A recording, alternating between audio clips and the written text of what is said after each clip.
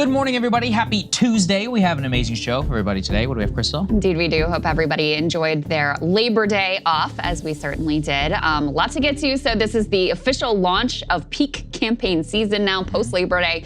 And one state actually starts voting literally this week. Debate is next week. We're going to be live streaming that, by the way, so join us here for that. Yes, that's right. Don't worry. So, lot to get to there with some new polls. We will assess the state of the race. Also, since we last spoke, Trump changed his position on abortion roughly 14 different times. So, we got new IVF policy, we got new abortion policy, then we have a different abortion policy. It's all over the map. Also, might be now pro-weed, potentially. So we'll get into everything that he said about all of those things. Also, big breaking news over the weekend. Brazil has now officially banned Twitter. So we'll get into the back and forth between the Brazilian government and Elon Musk and what he's saying, they're saying, et cetera. Ramifications potentially for free speech. Also, massive protests in Israel. This coming after 6 more hostages were found dead in the Gaza Strip. The Israeli people really overwhelmingly blaming Netanyahu for blocking a hostage deal that could have secured a ceasefire. So we'll show you stunning images from there and where things go as best we can tell in Israel. And with regards to the ceasefire deal, we also are lucky to be joined by Dropsite News' Jeremy Scahill. He has some bombshell new reporting about behind the scenes details. He got some leaked documents of exactly how the ceasefire negotiations have gone that really, truly pin the blame directly on Bibi Netanyahu for not just failing to get a deal, but actively seeking to undermine and make sure that there is no ceasefire deal. This, of course, is no surprise to people who've been watching this show or been watching events unfold in any really honest way. However, Jeremy actually got the documents to back it up. So excited to speak to him about that. Yeah, it's going to be exciting. Make sure that you guys show up at breakingpoints.com, become premium subscribers. We're going to do live streams, as you guys saw that we did in Chicago, where we take audience questions and have a lot of participation, which we really enjoy doing. So for the debate, go ahead and subscribe, breakingpoints.com, become a premium subscriber, and we will have excellent debate coverage here live, hopefully even more eventful than the last one, although very unlikely. I think that's impossible. Yeah. Listen, I would have said it was impossible really before the first one. So, you know, given how many things we've experienced in this election season, how, what else could we possibly say? I guess you never know, but it's September 10th. I believe that's Tuesday evening. Yeah. So it's always fun to have the whole gang here, all that good stuff. Yeah, it's so gonna be fun. All right, let's go ahead and get to the official launch of peak campaign season.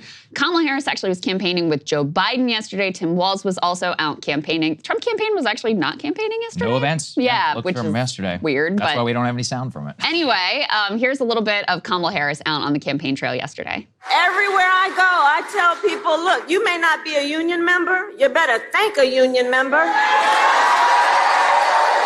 for the 5-day work week.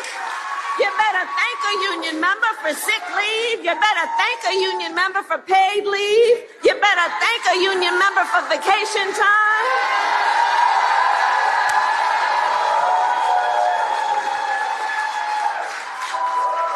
Because what we know is when union wages go up, everybody's wages go up. When union workplaces are safer, every workplace is safer. When unions are strong, America is strong. So aggressively pro-union Labor Day message there in Detroit. Also, she and Biden were in Pittsburgh. I believe Tim Walz was at a union event in Minnesota. As I mentioned before, we're down to it now. I mean, it really is crazy with this shortened campaign season that we're used to these lengthy, drawn-out presidential campaign seasons. This one, the pace is very different. Put this up on the screen. Mail ballots go out in North Carolina this week, September 6th. In days. Then you start getting into all of these deadlines. This is just in the critical swing states documented here by UMich Voter. September 16th, you start with Pennsylvania absentees. Then you get September 21st, Wisconsin mail. September 24th, Michigan absentee, on and on and on. So you can see we really are coming down to the wire here with final weeks until Election Day. Let me give you a little bit of the new polling. I thought this was noteworthy. This was a new ABC News poll. You can put this up on the screen. Kamala Harris now has a pretty high favorability here, outpacing Trump with regard to her favorable impression. But I found this interesting, Saagar. In this particular poll, they actually found more people who said she was, quote, qualified to be president as opposed to Trump. And that's one of the criticisms he's attempted to lob at her, is that she's not qualified, the quote unquote DEI candidate. And of course, she wasn't picked through an ordinary primary process. She was anointed onto the ticket as the VP. And then when Biden resigned, she, immediately gets his endorsement and lines up all the endorsements and is essentially, fait accompli to make her the Democratic nominee. So I found that noteworthy as well, that particular attack had not stuck to her very effectively. Hasn't stuck yet. And I think this really highlights the danger that we were saying here for the Trump campaign, is that for weeks now I've heard from them is that they're like, all the powder is dry until Labor Day. And one of the dangers of that is that the definitional wars, and the problem with those definitional wars was that in that period, Kamala's campaign not only experienced the DNC, they also experienced a monolithic media moment where everybody was fawning over her. She did her last her interview on the Thursday. You guys did a great job. I listened to that while I was gone. Oh yeah, I wanted to ask you, any big takeaways there? I mean, I thought she was okay. I mean, it was like it was nothing that noteworthy. Yeah, B minus, whatever, performance, nothing particularly noteworthy. Yeah. I mean, the way she flipped, I mean, really, my more criticism is not for her, it's for Dana Bash, where it's like, well, you've changed some positions on some things. I'm like, no, that's not what we do. We go through a checklist and we're like, you said this, and now you say this. You said this, and now you say this. And she's like, well, I've always been true to my values. So look, on the substance, bullshit, in my opinion. It was a very check the box kind of a question. It was a check the box It wasn't like, let me follow up and really pin you down here. It was not difficult. There's a real reason that they picked her. So look, all of my criticism is more for CNN. If I'm a politician, that's the dream scenario, especially for somebody like here. Let's put that aside. The fact is that she did that on a Thursday before Labor Day weekend, when a huge amount of people are on the road or on a plane taking vacation. So the number of people who even watched it, probably very low. The vast majority of the coverage is positive. And the Trump people, at the same time, were experiencing a downswing, both in terms of criticism, but not knowing really what to do and their strategy. So the biggest problem I've seen from the Trump campaign is their inability to be on message. So the problem is that if you look at the more disciplined characters, people like J.D. Vance or any of the surrogates, it's all Kamala all the time. But with Trump, there's a lot of grievance around the fact that Biden is no longer on the ticket. He's talking a lot about Biden.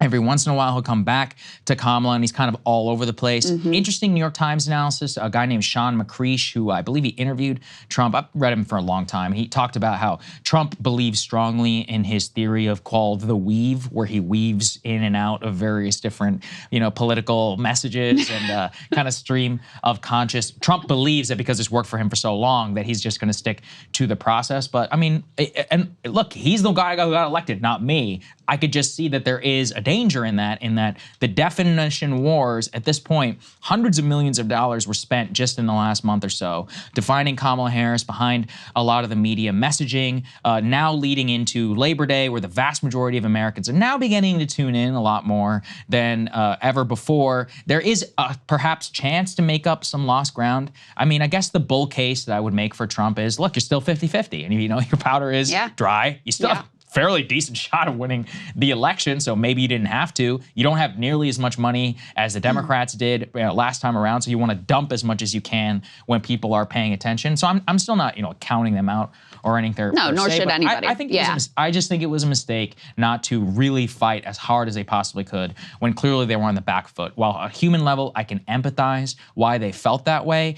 From a practitioner level, I think they should have hit the ground running almost immediately a month ago. I think that's right, because here's the thing. Impressions of Kamala Harris were obviously very, very soft. Yeah. As evidenced by the fact that her approval rating shifted dramatically in just a short period of time. And you can say, oh, the media, blah, blah, blah. But ultimately, you're the campaign.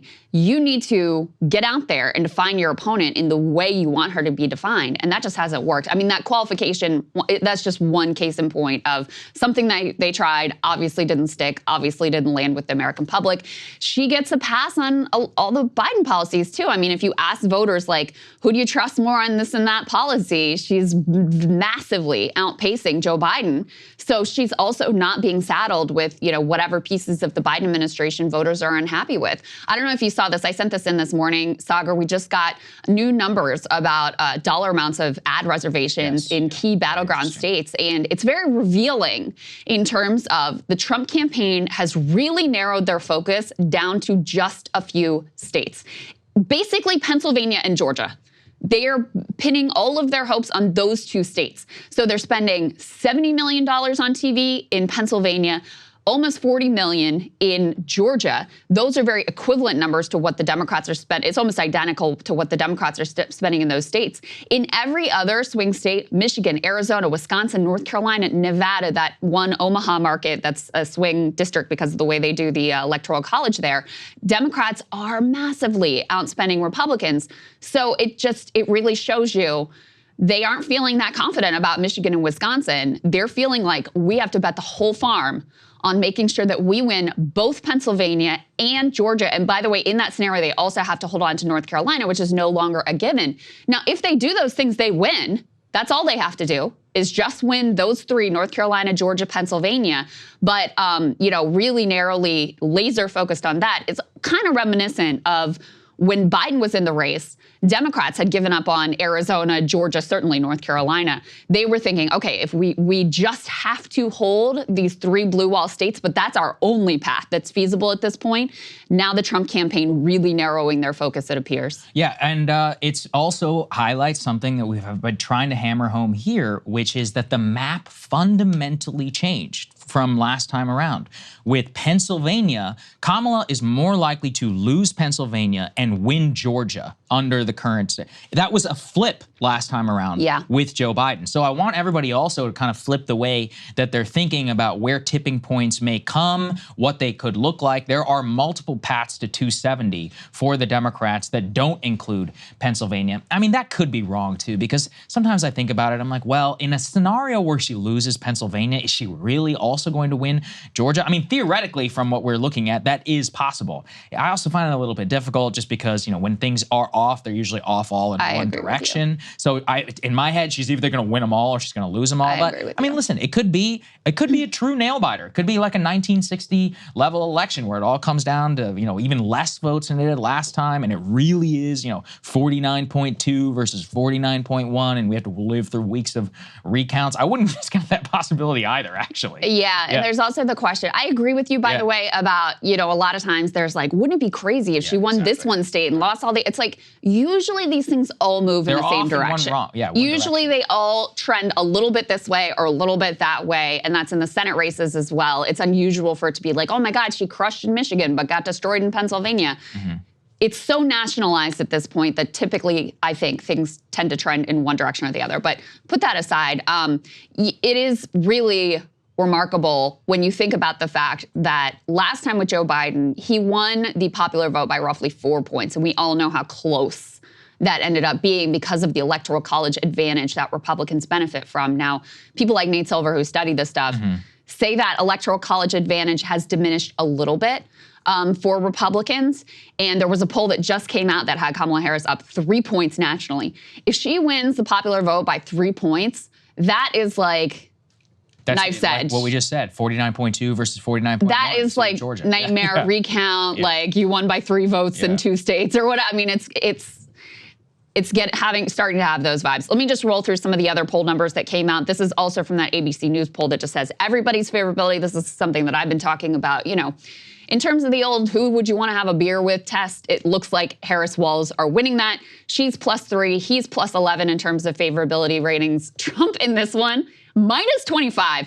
That's an outlier. That's because his favorability ratings recently have actually been a bit higher. But in any case, -25 in this particular poll, I take that with a grain of salt because it is an outlier. J.D. Vance -12. That has been fairly on target with where his approval rating has been. So she's winning that, like, who would you rather have a beer or perhaps a glass of wine with Saagar. Next up, let's get a little bit into, we got some leaks about her debate strategy, which is kind of relevant in terms of the whole mic on, mic off debate. Put this next piece up on the screen. Sources familiar with Vice President Harris's debate prep tell NBC News she's focused on getting under Trump's skin, remaining calm in response to his attacks, pointing out his broken promises, and emphasizing his advanced age. So this gives you some insight into why they've been trying to keep the mics on. because she is betting on or hoping for some sort of like unhinged moment from him, you know, happening, and she wants the mics on to be able to catch that. Yeah, look, probably a good strategy. They're trying to recreate Biden 1.0 debate, the very first debate where Trump was, I guess, hopped up, maybe on something, maybe on his own ego. It was when he had COVID, so God knows what they had him on. That's very true. But he was interrupting Biden constantly. That was the chaos debate. That was definitely, at the very least, I wouldn't say it helped him win the election or come close in the election. So that's what they're really trying to recreate this time around. It's actually not a terrible one because Trump actually has lost his cool in previous debates, or he has shown. Well, I would say it's risky in one regard. Sometimes he's very good off the cuff. The classic moments of 2016, let me think about. You know, we had You'd Be in Jail, some of the NAFTA attacks that were on Hillary Clinton, showing and trying to throw her off the bat in debate number 2 by bringing all those Bill Clinton accusers, which I think clearly did have some effect on Hillary going into that. So it's certainly possible. He has risen to the occasion before. They are all trying to recreate his worst debate performance on record so far, which was the first debate last time around. Look, I mean, in general, this is a relatively easy test because all Kamala has to do is appear better than Joe Biden and deliver very classic attacks. I believe her biggest strength so far is not that. It was a moment in the interview where they asked her about the race attacks. And previously, these are the type of things that Democrats would have fetishized and be like, oh my God, and they would use every buzzword in the book. And she said, same old thing from Donald Trump, next question. Yeah. I said, you know, that's the smartest thing I've seen her do so far. They learned. Smartest thing I've seen her do so far. Because I don't know if you caught. Don't take the bait. Yeah, and I don't know if you caught at the end of the interview too. Dana Bash put up that picture of Kamala's adorable grandniece, and she's got like the pigtails, and she's, you know, a little black girl looking up at the black woman. She asked her a similar, like, you know, what does this mean to all the like black women out there or whatever, and her response was, I'm running because I think I would be the best president for all Americans. So again, just very different from the Hillary Clinton campaign, just reeked of all this like narcissistic, like, oh my God, look at me, aren't I so special? Won't it be so amazing for all women just to have me in office? And Kamala Harris is leaning more into the way that Barack Obama handled this. Now, not that he never talked about race. He gave that very famous speech about race, which was very well received at the time. But by and large, he really went out of his way to emphasize, I'm running for everyone. And she seems to have taken that playbook, but I 100% agree. That was the best moment of the whole interview. And Dana Bash tried to be like, she was like, that's it. Kamala's like, that's it. So they've learned something about how to run against Trump for sure. Yeah, that is smart. Let's put Nate Silver's piece up on the screen. Really interesting stuff. A7, so far. guys. A7, please. Next one after this. Bloomberg. This is the Bloomberg polls. We can just mention she's leading or tied with Trump in the 7 swing states here. That includes North Carolina, where she's up 2. So this is the Bloomberg polls. Go ahead and put Nate Silver up next. We can take a look at that. Let's go put Nate Silver. So the Nate Silver analysis here currently has each candidate's chance of winning has changed. And this is not necessarily their chance of winning right now, but how the chance of winning has changed. Their win probability at one point going to 55% for Trump and Harris at 44. He has an excellent post out this morning that I actually highly recommend everybody read, which has really changed my analysis too in the literal throwing my hands up, is why this election is not normal. And it's not normal for so many reasons. It was not normal for the RFK on the ballot for a huge third party, but then dropping out endorsing Trump. It is not normal for the extremely short, less than 100-day period sprint to the election. It is not normal in terms of the way that Donald Trump literally was almost assassinated. It is not normal in terms of Tim Walz going from basically an unknown figure now onto the national stage in a dizzying turn of events. It's not normal to be able to track things over time. And so the ability to have a miss, and perhaps a very large miss, is perhaps greater today than ever before. Oh, that's so I'm interesting. really thinking and trying to incorporate that. And that's part of why, when I was saying about Pennsylvania, it just seems extremely unlikely to me that she would win Pennsylvania, or that Trump would lose Pennsylvania, or sorry, would win Pennsylvania and just not win the entire election. But that is part of why I'm also injecting just like the general chaos theory of there is so much crazy stuff that has happened here. And look, we are as bewildered as all of you. And I think that's what we can try and help people think through is when they're going into this election, the normal rules just have not applied at all. And that is okay, actually, and to think about. And so to use old heuristics and kind of apply them here, not really appropriate so far. Well, I mean, anytime you're talking about a presidential election, ultimately it's such a small sample size. So to say there's any sort of ironclad ironclad rule about how the polls work or how this works or what the electoral college path looks like or whatever. You just really do have to start with a fresh slate because every single election brings us some sort of a surprise that no one was anticipating. And we've already had a number of those in this particular election. You know, I guess the case I would make for, if I'm going to play devil's advocate about why maybe Pennsylvania could be different from Michigan and Wisconsin,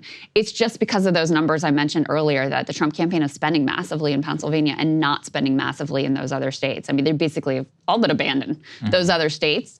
So to the extent that paid advertisements really make that much of a difference at this point, which is debatable. Very debatable. Very debatable. I guess the absence of it is bad, but the presence of it is not necessarily that meaningful. Which is kind of a crazy thing to think about. Political consultants certainly think, who are making a lot of money on it, they think it's very impactful, but I don't know. I genuinely don't know if it makes that much of a difference at this point, given, like I said, how nationalized the elections are. But that would be the case for why a Pennsylvania and a Georgia could be different from the others is simply because the Trump campaign is spending way more of their dollars, focus, attention, I'm sure ground game, et cetera, in those states. So that would be one thing. But yeah, the bullish case to make for the Trump people based on the Nate Silver analysis that does have Trump now in terms of the electoral college out of 100 simulations, 55 times Trump wins and 45 times Kamala wins. That's basically a toss-up, but gives Trump somewhat of an edge.